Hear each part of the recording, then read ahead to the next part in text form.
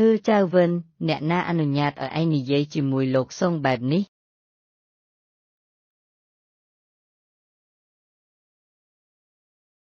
ខ្ញុំមើលទៅថាអ្នកណាហ៊ានបង្កបញ្ហានៅក្នុងភ្នំទៀនឈៀក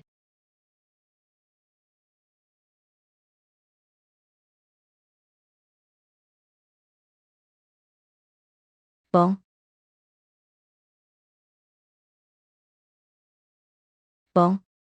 ងមិនបានបងមក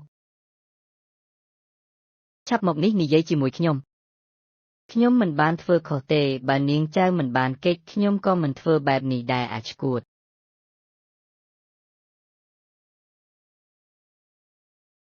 ខ្ញុំនឹងសុំទោសស្ដាប់មិនយល់ទេសូមទោសណាជីឈៀនឪពុកបានប្រគល់សាច់ងាប់ទាំងអស់របស់ភូមិគ្រឹះធានឆ្វែបឲ្យឯងមិនមែនឲ្យឯងរកមនុស្សមកបង្កបញ្ហាទេឬក៏ឯងមិនបានទុកសម្ដីខ្ញុំនិងឪពុកក្នុងចិត្ត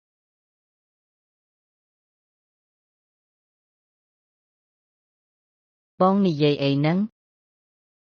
ម៉េចក៏ខ្ញុំមិនយកពាក្យបងនិងពាក្យប៉ាទុកក្នុងចិត្តទៅកើតរឿងថ្ងៃនេះវាគ្រាន់តែជាការយល់ច្រឡំទេបងកុំប្រាប់រឿងនេះទៅប៉ាឲ្យសោះបើមិនដូច្នេះទេខ្ញុំខ្លាចខ្ញុំនឹងត្រូវប៉ាស្ដីបន្ទោសបងខ្លាចត្រូវគេស្ដីបន្ទោស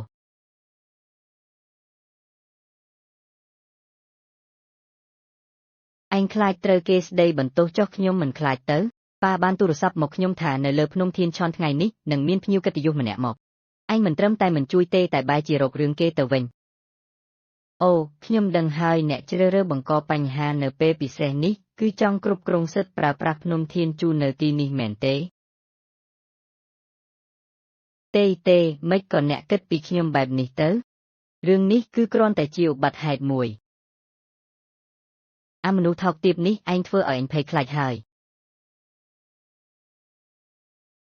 បងចាត់ទុកថាជួយបងម្ដងកុំប្រាប់រឿងនេះទៅឪពុកដាច់ខាតខ្ញុំនឹងទៅព្រៀងកិច្ចសន្យាឥឡូវនេះនៅពេលដែលសិទ្ធិគ្រប់គ្រងភូមិគ្រឹះធានជូសានស្ថិតនៅក្នុងដៃរបស់ខ្ញុំនឹងដកប្រាក់ចំណេញកន្លះឆ្នាំឲ្យអ្នកចាត់ទុកជាការលួងចិត្តបងធំពាក់កណ្ដាលនៃប្រាក់ចំណេញអាយ៉ានោះពិតជាច្រើនណាស់អញ្ចឹងខ្ញុំនឹងពិចារណាស្នាក់នៅ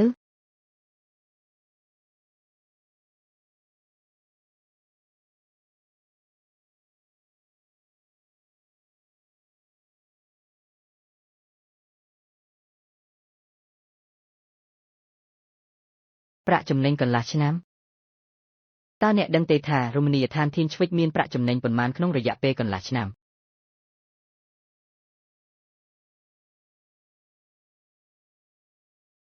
ខ្ញុំខាតបង់ធំធេងដោយសារតែពួកឯង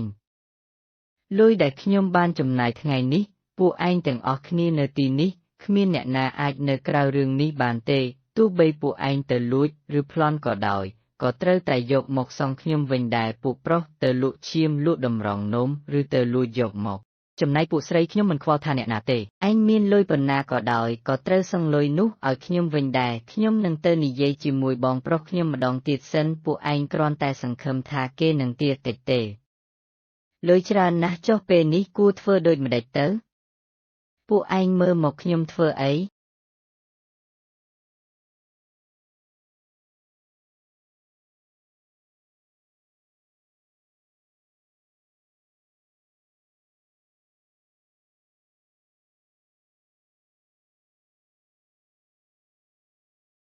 បើខ្ញុំអូសកាត់ឥន្ទាននោះឯងអាចខ្ចីលុយបាន2500ចាងវីអានទាំងអស់គឺមកពីឯងម៉េចក៏យើងទៅមានចំនួនជាមួយបងប្រុសលោកសុងម៉េចក៏យើងទៅឲ្យលុយលោកសុងច្រើនយ៉ាងនេះត្រូវហើយបើឯងមិនលេងល្បែងទេឲ្យគេបោះម្ដងទៅមានអីវាអាចបាត់សាច់មួយដុំអីទៅឥឡូវនេះល្អហើយធ្វើឲ្យពួកយើងវេទនាណាស់លុយ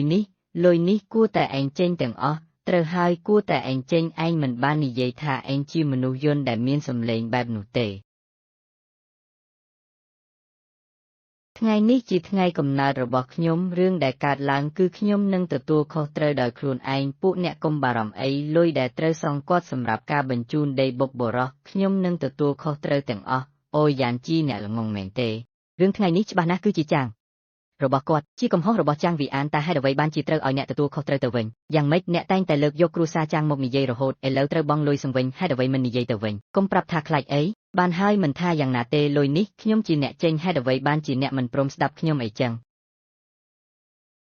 កុំបារម្ភធានចិនអ្វីទាំងអស់គឺខ្ញុំជាអ្នកដោះស្រាយចំណែកឯងវិញម្នាក់សុទ្ធតែចេះទម្លាក់កំហុសឲ្យអ្នកដទៃអាក្រក់ណាស់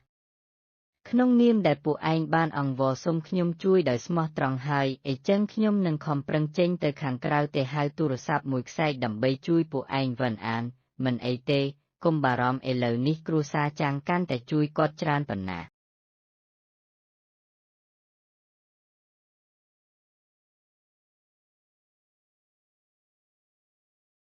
ឬក៏ជាតម្លៃដែលគាត់ត្រូវបង់នៅពេលក្រោយប៉ុន្តែវានឹងមិនកើតឡើងនោះទេនេះពិតជាហួសហេតុពេកហើយពីមុនខ្ញុំត្រូវការរឿងនេះធ្វើអ្វីយានឈុនតើឯងគ្រាន់តែបណ្ដោយឲ្យគេទៅបែបនេះឬ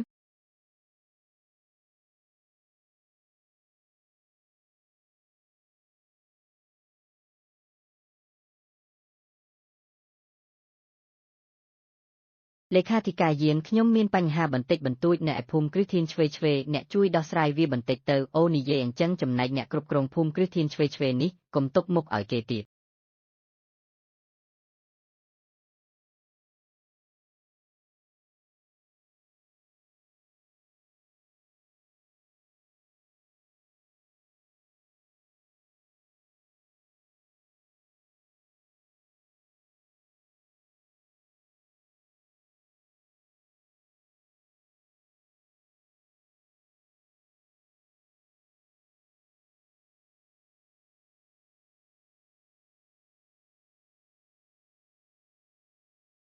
ខ្ញុំគ្រាន់តែចង់លេងសើចជាមួយអ្នកទាំងអស់គ្នាអីចឹងអាហារពេលនេះខ្ញុំជាអ្នកចេញលុយខ្ញុំបានត្រៀមអំណោយតូចតាចបន្តិចបន្តួចសម្រាប់បន្ធូរអារម្មណ៍អ្នកទាំងអស់គ្នាសុំទោសអីចឹងខ្ញុំមិនរំខានអ្នកទាំងអស់គ្នាទៀតទេអ្នកទាំងអស់គ្នាលេងសប្បាយចុះអធ្យាស្រ័យ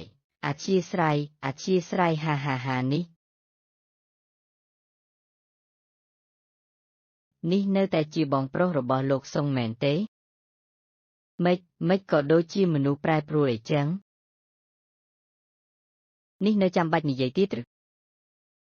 ពិតណាស់លោកសុងបានដោះស្រាយរឿងវីដេអូនោះហើយលោកសុងលោកមិនដឹងទេមិញនេះបងប្រុសរបស់លោកបានមកសុំទោសពួកយើងដោយផ្ទាល់ហើយថារឿងថ្ងៃនេះទាំងអស់គឺលុបចោលហើយគាត់ក៏មិនបន្តប្តឹងផ្តល់ទៀតដែរលោកសុងប្រកាសណាស់លោកទើបតែចេញទៅទូរស័ព្ទដោះស្រាយរឿងនេះមែនទេអហោពិតណាស់យ៉ាងណាមិញខ្ញុំជាកូនប្រុសពើដែលឪពុកខ្ញុំស្រឡាញ់បំផុតក្រៅពីនេះមិញនេះខ្ញុំពិតជាបានបាត់បង់ការអត់ធ្មត់បន្តិចបន្តួចគ្រប់គ្នាកុំខ្មាស់ហ៊ានអីញ៉ាំឲ្យឆ្ងាញ់ផឹកឲ្យសប្បាយយប់នេះយើងកុំទាន់ទៅផ្ទះបើមិនទាន់ស្រវឹងពិតមែនលោកត្រឡប់មកវិញហើយចាងវីអានមិនក៏ឯងហ៊ានត្រឡប់មកវិញអីចឹងពេលដែលអ្នកទាំងអស់គ្នាជួបការលំបាកឯងរត់លឿនជាងគេឥឡូវថាបញ្ហាត្រូវបានដោះស្រាយហើយឯងក៏លូនត្រឡប់មកវិញដូចឆ្កែគួចអីចឹងមិនក៏ឯងហ៊ានអីចឹងមីងម៉ាស៊ីនបើមីងបើកមាត់មកគឺជាលាមកអីចឹងសូមបិទមាត់ទៅយ៉ាងណាក៏ដោយរទេះដឹកលាមកវាមិនដែលបើកមាត់និយាយទេចាងវីអានឯង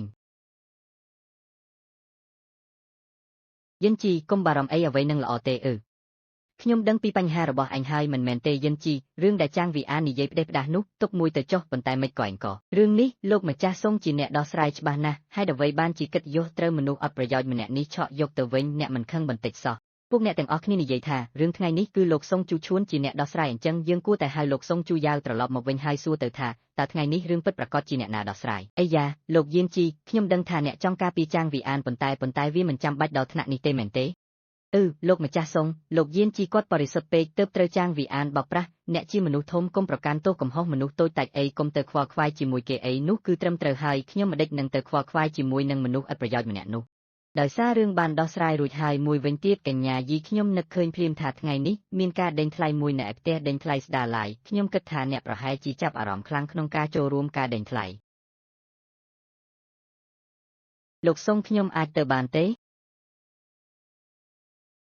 សូមទោសការដេញថ្លៃនេះខុសប្លែកពីធម្មតាវាគ្រាន់តែអញ្ជើញគ្រួសារអ្នកមានអំណាចនិងល្បីល្បាញឲ្យចូលរួមប៉ុណ្ណោះសូមមេត្តាអធ្យាស្រ័យកញ្ញាយីឥឡូវនេះខ្ញុំនឹងរៀបចំឡានដើម្បីជូនយើងទៅទីនោះ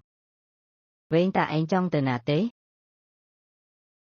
ខ្ញុំគ្មានការទាមទារអ្វីទេខ្ញុំបាននិយាយហើយគាត់គ្រាន់តែអញ្ជើញអ្នកឲ្យស្នាក់នៅផ្ទះប៉ុណ្ណោះ បើវេនមិនទៅខ្ញុំក៏មិនទៅដែរមិនអីទេប៉ុន្តែឡានខ្ញុំមានតែកាអីពីទេវេនឯងរកវិធីទៅខ្លួនឯងទៅល្អណាស់នេះល្មមមានកាអីពីរតោះយើងទៅហាហាហាសេខុងឆ្នាំជុក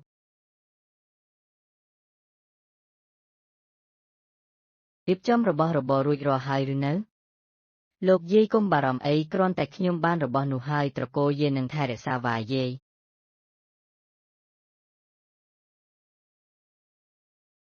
មិនក៏លោកយាយនៅទីនេះនៅមានអីត្រូវសួរទៀតលោកយាយបានមកដើម្បីត្រៀមរៀបចំការដេញថ្លៃតាមអេក្រង់យាយតើលោកយាយរៀបចំការដេញថ្លៃបែបណាយាយជឿហើយត្រកូលយាយលើនេះកំពុងធ្លាក់ចុះយាយក៏គ្មានជំរឿដែរកូនកុំបន្ទោសយាយអី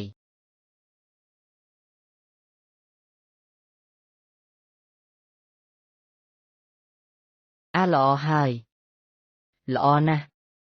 ល្អណាស់ល្អណាស់លោកយាយតើមានរឿងអី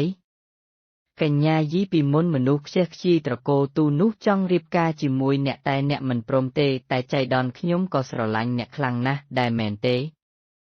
គ្រូសាទូត្រូវបានដកឈ្មោះចេញដោយសារបានធ្វើខុសនឹងឥស្សរជនធំខ្ញុំក៏បានទៅជួបលោកយាយភ្លាមដោយយកការដេញថ្លៃនេះជាមូលដ្ឋានខ្ញុំនឹងដេញថ្លៃយកវត្ថុទាំងអស់ហើយបន្ទាប់មកលោកយាយហេតុអ្វីបានជាលោកយាយធ្វើដាក់ខ្ញុំយ៉ាងនេះដឹងថាលោកស្រីមិនយល់ព្រមដូច្នេះហើយលោកស្រីក៏គ្មានជំរើសក្រៅពីប្រាវិធីនេះដែរកញ្ញាយាយលោកស្រីក៏មិនបាច់ព្រួយបារម្ភពេកដែរដោយសារតែការដេញថ្លៃជាអ្នកកំណត់ថាលោកស្រីជារបស់អ្នកណាប្រកាសណាស់ថាមិនមែនមានតែខ្ញុំម្នាក់ទេដែលចូលរួមលោកស្រីមើលទៅអស់លោកអ្នកមុខអ្នកការដែលមានវត្តមាននៅទីនេះសុទ្ធតែជាខ្ញុំបានអញ្ជើញឲ្យមកចូលរួមការដេញថ្លៃអ្នកណាក៏អាចចូលរួមបានដែរអ្នកដែលឲ្យថ្លៃខ្ពស់ជាងគេនឹងបានលោកស្រីក៏អាចឲ្យលោកចាងដែលនៅក្បែរលោកស្រីលោកបងចាងក៏បានចាប់ផ្ដើមរួចទៅហើយក៏ប៉ុន្តែលក្ខខណ្ឌគឺនឹងសុខចិត្តចំណាយប្រាក់ដ៏ច្រើនសន្ធឹកសន្ធាប់នេះសម្រាប់ទូជំនួសនេះនឹកស្មានមិនដល់សោះនាងយាយនេះជាធម្មតាចូលចិត្តបង្អួតរាងកាយយ៉ាងត្រើកត្រអាលពេលស្លៀកពាក់ជាសាច់ក្រណាត់ស្ដើងស្រាលបែរជាមានមន្តស្នេហ៍ប្លែកទៅវិញនិយាយទៅនាងយាយជាធម្មតានៅក្មេងខ្ចីណាស់នឹកស្មានមិនដល់ថារាងកាយរបស់នាងបើធៀបនឹងមុខវិញគឺនៅមានសមត្ថភាពពេញលេញនៅឡើយលោកម្ចាស់សូងដោយសារតែរូបរាងរបស់នាងយាយនេះថ្ងៃនេះពួកយើងមិនរួញរាជាមួយលោកទេរូបរាងរបស់នាងយាយនេះពួកយើងក៏ចង់បានខ្លាំងណាស់ដែរលោកជំទាវគីមបន្ទាប់ពីដេញថ្លៃវត្ថុនេះហើយមិនគួរណាមានអ្វីពិសេសបន្ថែមទេបើដូច្នោះតម្លៃដេញថ្លៃនឹងកាន់តែខ្ពស់លោកជំទាវគិតថាត្រូវទេ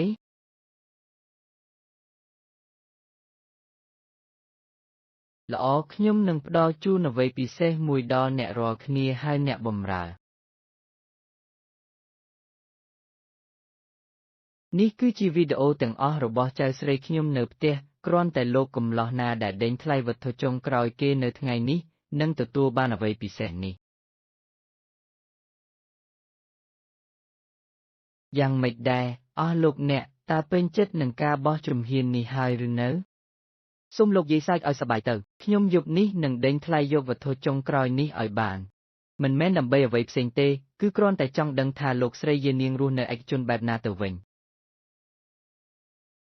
កញ្ញាយាយនាងមិនចាំបាច់មើលខ្ញុំបែបនេះទេខ្ញុំបាននិយាយហើយថាវត្ថុដេញថ្លៃទាំងអស់ដែលមាននៅយប់នេះអ្នកណាឲ្យថ្លៃខ្ពស់ជាងគេនឹងបានមិនមែនមានអ្នកស្នងត្រកូលសិទ្ធិនៅក្បែរនាងទេអីឲ្យតែគាត់សុខចិត្តចំណាយលុយទាំងអស់ដើម្បីនាងនឹងមិនមែនទន្សាយទៅលោកចាងសន្តិសុខធំរបស់អ្នកណែណាទៅមិនមែនលាក់ខ្លួនក្នុងជ្រុងណាមួយទេមិនហ៊ានចេញមកទេអីហាចៅសំឡាញ់ឪពុកឯងគឺខ្ញុំនៅទីនេះណែសុងយន់ម្នាក់នេះមិនមែនជាអ្នកស្នងរឹកវះកាត់ដែលឯងទៅតែនិយាយនោះទេពិតជា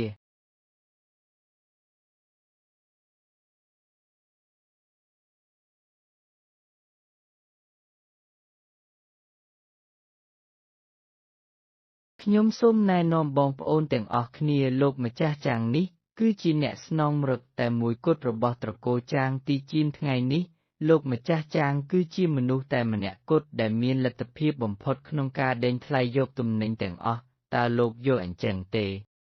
ត្រូវហើយរបស់ទាំងអស់ក្នុងកម្មវិធីដេញថ្លៃថ្ងៃនេះខ្ញុំនឹងយកទាំងអស់